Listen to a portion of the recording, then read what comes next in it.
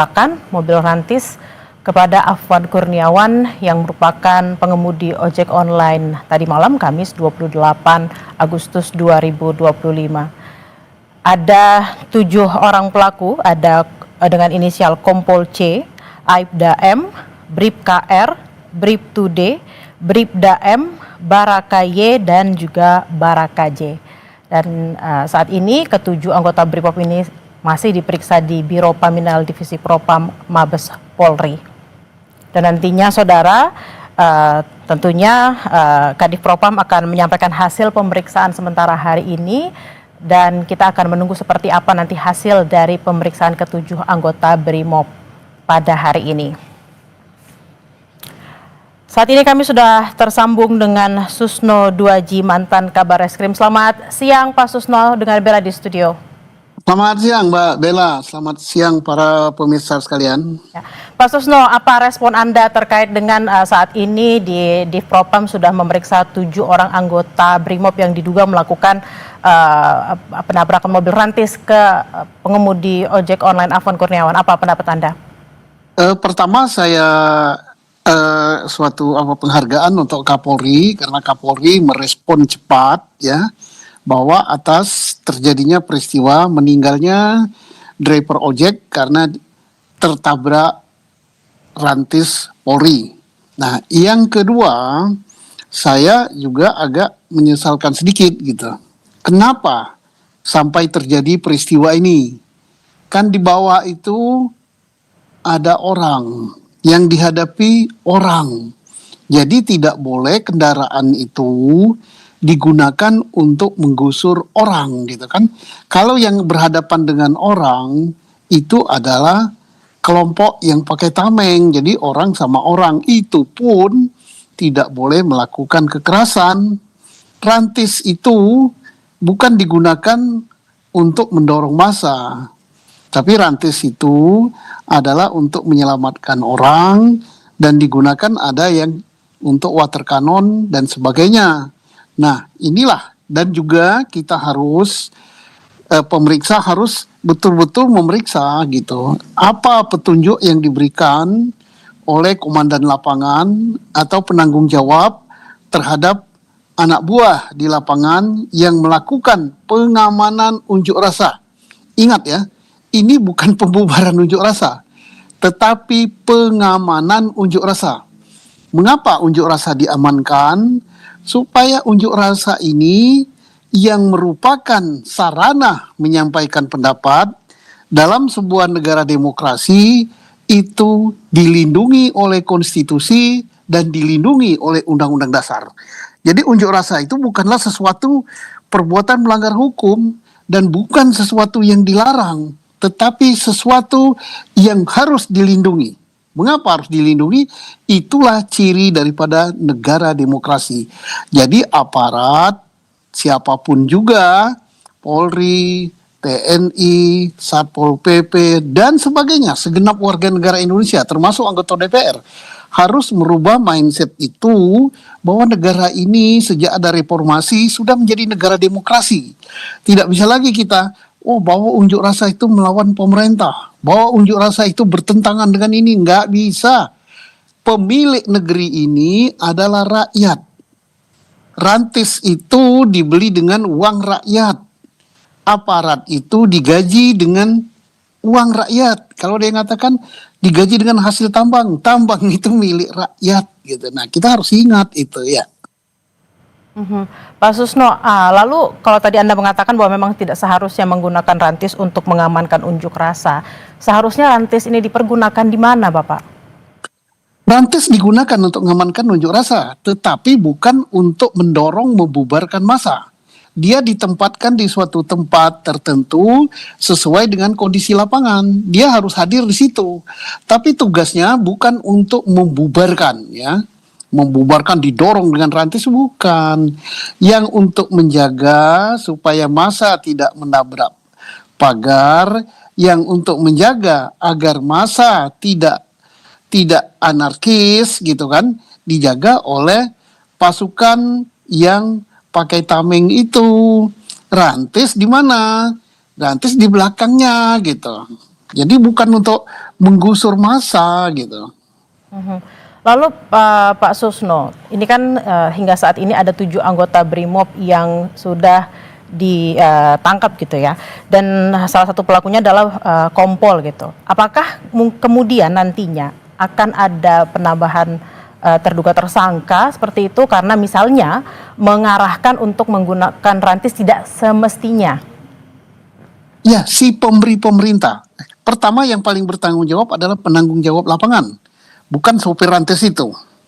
Bukan drivernya. Penanggung jawab lapangan siapa? Kemudian rencana pengamanannya seperti apa? Itu harus diperiksa. Kemudian komandan lapangannya siapa? Kemudian yang memberi perintah rantis bergerak itu siapa?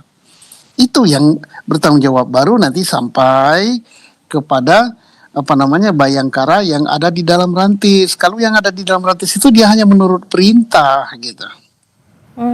Lalu kalau kita lihat kan ini memang ketujuh anggota BRIMOB ini sedang diperiksa di Propam Polri. Biasanya Bapak, jika ada dugaan-dugaan melakukan tindakan-tindakan tertentu terkait dengan anggota kepolisian, apa saja tahapan-tahapan yang dilaksanakan oleh Divpropam Polri? Tahapan yang pertama di Propam Polri memeriksa rencana pengamanan. Kemudian siapa yang membuat rencana pengamanan itu.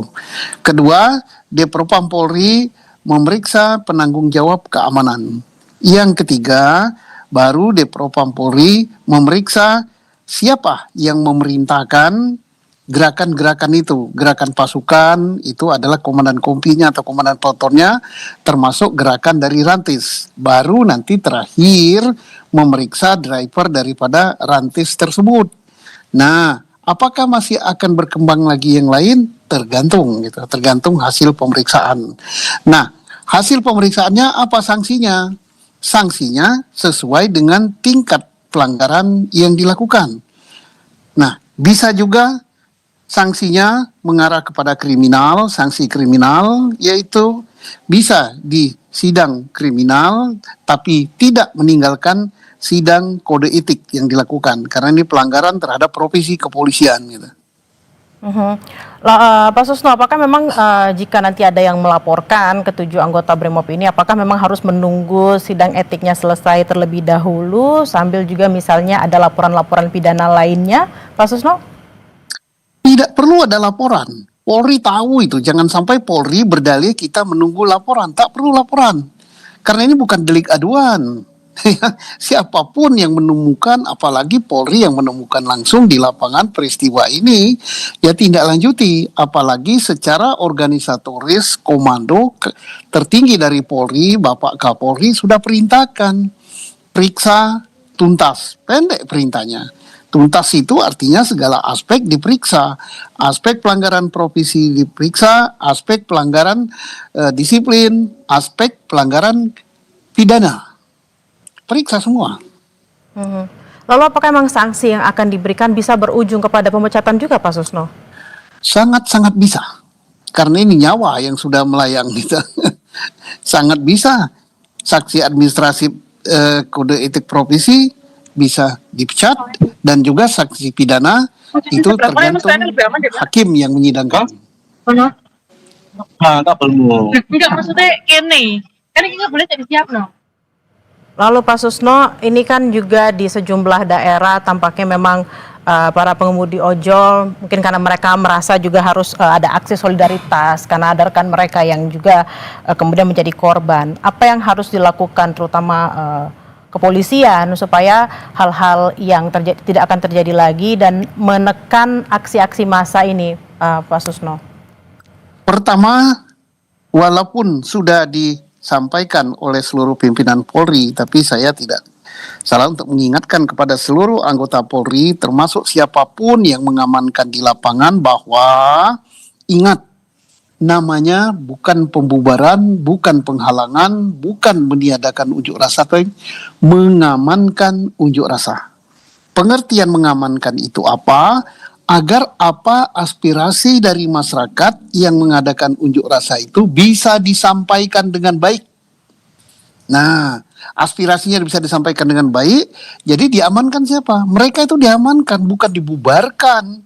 Nah, diamankan, dipersilakan menyampaikan aspirasinya apa, tapi dengan baik, tidak boleh anarkis. Anarkis apa tidak tergantung cara ngamankannya. Nah, bila perlu difasilitasi, misalnya ke DPR, ya anggota DPR pun harus sadar dong, mereka rame-rame datang dari berbagai penjuru itu Betul. untuk berkomunikasi kepada DPR. Betul sekali Bapak. DPR itu wakil rakyat, rakyat yang milih. Tanpa adanya ditekan-tekan, diunjuk rasahi, sebelum mereka datang sudah ada DPR yang menjembatani apa yang mau disampaikan, protes apa, protes kepada pemerintah, protes kepada aparat penegak hukum, atau protes kepada dirinya sendiri. Jangan takut, jangan malu kalau protes pada dirinya sendiri. Mengapa? Oh, karena kami joget-joget karena dapat kenaikan gaji.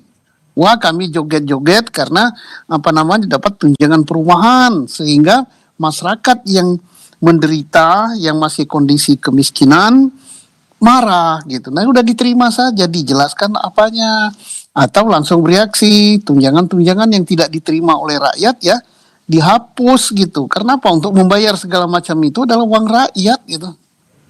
Wow.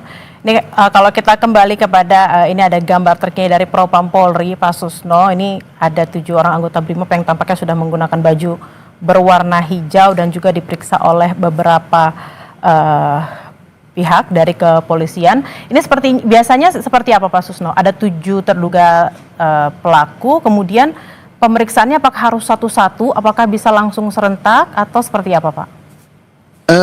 Cara pemeriksaannya itu teknis ya, teknis dari Propam sama dengan teknis penyidikan. Kalau misalnya dipisah supaya pemeriksaannya hasilnya murni, tidak seperti didikte oleh atasannya, biasanya dipisah ya. Dipisah, Propam menggunakan beberapa pemeriksa.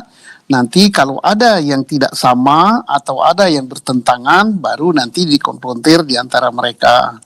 Dan kalau sudah diberi jaket, sudah diberi apa-apa ya kita hormatlah kepada Polri ya, terlepas daripada ada kesalahan anak buah di lapangan, tapi kita hormat kepada Polri secara organisatoris, secara pimpinan, bahwa Kapolri sudah mengambil langkah dan Propam telah mengadakan penyidikan terhadap atau pemeriksaan terhadap orang-orang yang anggota-anggota yang terduga melanggar kode etik berada di lapangan. Kita hormati itu. Kita bantu, dan juga mudah-mudahan nanti Propam atau Polri segera menyampaikan kepada masyarakat langkah apa yang sudah diambil dan apa hasilnya dan ke depan langkahnya apa. Mengapa begitu? Karena masyarakat menunggu untuk meredam supaya unjuk rasa ini tidak bertambah besar, tidak timbul simpati, bahkan nanti timbul di kota-kota lain, di daerah-daerah lain terjadi unjuk rasa serupa. Kita memang berharap tidak meluas gitu ya Pak Susno.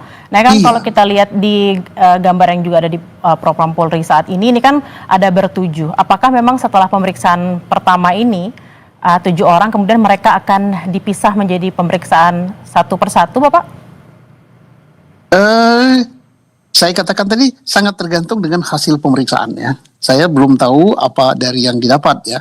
Kalau misalnya ini sudah mengarah selain kepada pelanggaran kode etik, pelanggaran disiplin, juga mengarah kepada tindakan kriminal, tentunya akan diperiksa secara satu-satu gitu. Karena tanggung jawab terhadap pelanggaran kode etik dan tanggung jawab terhadap pelanggaran kriminal itu ada, kalau kode etik itu ada tanggung jawab pimpinan, ada tanggung jawab perorangan.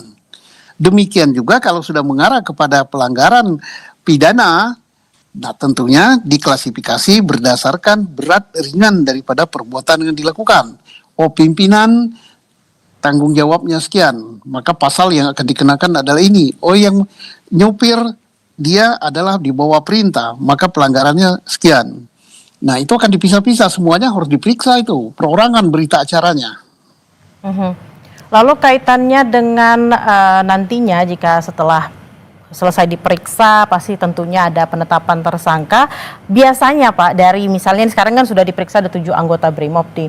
Apakah memang ada kemungkinan ketujuhnya menjadi tersangka atau mungkin bisa berkurang atau mungkin bisa bertambah Pak Susno? Bisa berkurang dan sangat mungkin bertambah. Kenapa saya katakan sangat mungkin bertambah?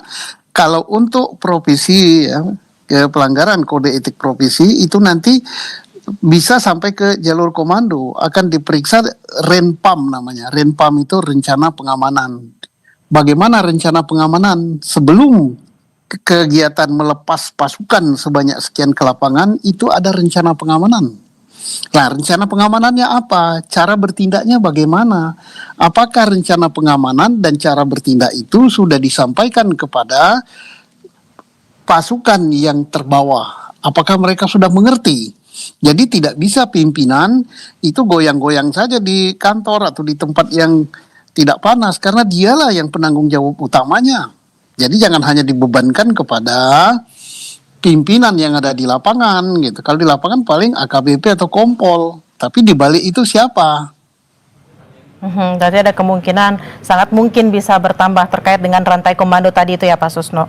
Sangat mungkin. Lalu ini karena kita Kapolri juga sudah mengatakan akan bertindak cepat terkait dengan penyelesaian kasus ini agar lebih terang benderang dan juga melibatkan pihak eksternal supaya memang benar-benar bisa terbuka dan hasilnya bisa dilihat oleh masyarakat. Nah, terkait dengan itu biasanya berapa lama Pak proses pemeriksaan ini sampai nanti akhirnya akan masuk ke sidang etik? Paling lama kurun waktunya dan paling cepat biasanya berapa lama Pak? Bisa cepat kok, bisa 2 minggu sudah masuk, bisa. Dan tadi kita bagus sekali ya, tadi ada katanya Kapolri akan melibatkan pihak eksternal. Ya bagus, ya itu berarti ini menunjukkan bahwa Polri terbuka, ingin transparan. Biasanya yang dilibatkan itu siapa? Adalah dari Komnas HAM, gitu. Betul. Kemudian Komisi 3 DPR yang mengkoordinir Polri, kemudian siapa lagi? Pengawas Polri, Kompolnas gitu. Dan mungkin pihak-pihak lain dari akademisi gitu yang diundang gitu. Itu bagus. Nah, tentang lama atau tidaknya untuk sidang kode etik itu bisa cepat. Karena itu internal Polri. Tetapi kalau sidang pelanggaran pidana itu tergantung juga, tergantung siapa, cepat penyidikannya, selesai pemberkasan, itu masih tergantung kepada jaksa penuntut umum, tergantung juga kepada pengadilan kesiapannya, tetapi penyidikannya bisa cepat. Tadi juga ada info dari jurnalis Kompas TV, Zevanya Situmeng yang ada di Divpropam mengatakan bahwa tadi juga sudah ada Komnas HAM yang hadir untuk melihat jalannya pemeriksaan. Biasanya kalau memang ada pihak eksternal seperti ini Pak, sejauh mana mereka bisa ikut dalam pemeriksaan? Pertama tadi selain penghargaan sangat bagus, mereka memantau. Kalau Komnas HAM kan tidak mencampuri jalannya penyidikan atau jalannya pemeriksaan. Tidak boleh dia, karena dia bukanlah pemeriksa untuk kepelanggaran terhadap kode etik profesi. Itu ranahnya Polri. Tetapi karena ini menyangkut suatu peristiwa di lapangan, Komnas HAM hanya mengamati sejauh mana terjadinya pelanggaran terhadap hak asasi manusia. Apakah melanggar HAM ringan ataukah HAM berat gitu. Lalu kalau untuk pihak eksternal yang memang ingin hadir di sana ikut memantau jalannya pemeriksaan, apakah ada misalnya hanya boleh hari ini sekian pihak atau mungkin berapa pihak yang mau hadir silakan hadir aja gitu Pak? Itu teknis yang dilakukan oleh Polri. Biasanya tidak mengganggu jalannya pemeriksaan, setelah itu akan ada semacam expose ya. Expose oleh pihak Polri atau dalam bahasa masyarakat presentasi. Polri akan mempresentasikan apa yang telah didapat dengan mengundang Kompolnas, dengan mengundang Komnas HAM, dengan mengundang Komisi 3, dengan mengundang mungkin pihak akademisi atau pihak-pihak lain dianggap perlu untuk hadir di dalam ekspos terhadap apa yang didapat yang menjadi perhatian nasional terhadap peristiwa di lapangan pada penanganan unjuk rasa yang mengakibatkan hilangnya nyawa seseorang. Oke, Pak Susno, kita akan akan jeda terlebih dahulu, nanti kita akan lanjutkan obrolan kita dan saudara, breaking news Kompas TV akan kembali usai jeda, tetaplah bersama kami.